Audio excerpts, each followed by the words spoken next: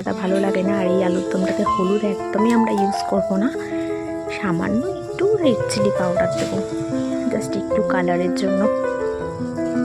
আমরা তো জানি সবাই শুকনো লঙ্কা বাটাটা খাওয়া উচিত না, বা শুকনো লঙ্কার গুঁড়ো খাওয়া উচিত না, যার জন্য কালারের জন্য আমি শুধু এটা ইউজ করলাম। আমি কিন্তু পুরো রান্নাটা কাঁচা লঙ্কাতেই করলাম।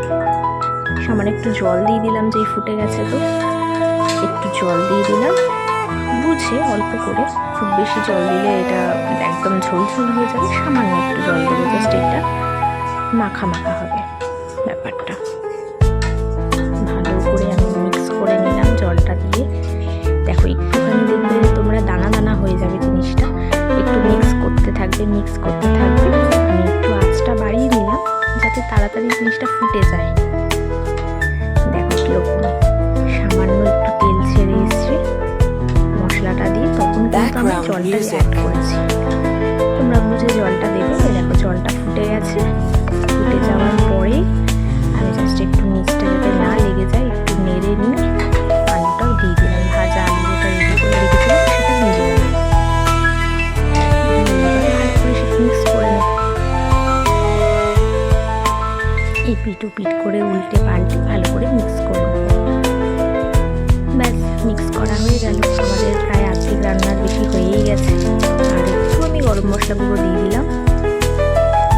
গরম মশলার মধ্যে আমার এটার মধ্যে এই গরম মশলা বাটাটার মধ্যে যেটা থাকে সেটা দারচিনিটা বেশি থাকে।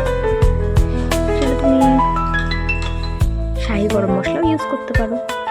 তোমাদের কাছে হাতের সামনে যেটা থাকবে সেটা দিয়ে আমি করেছি নর্মালি। তোমাদের কাছে হাতের সামনে যেটা থাকবে সেটা তোমরা ইউজ করবে। শুধু দারচিনিও দিতে পারো, দারচিনি গুঁড়ো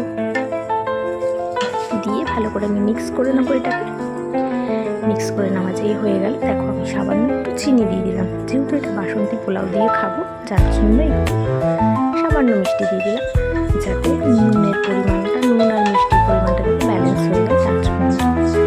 ভালো করে এটা মিক্স করে ফুটিয়ে নেব। আমাদের তো আলু সেদ্ধই আছে, যার জন্য আমি কিন্তু বেশি জল দিইনি, জাস্ট অল্প সামান্য জল দিয়ে এটা ফুটলে পরে আমার রেডি। দেখো ফাইনালি রেডি।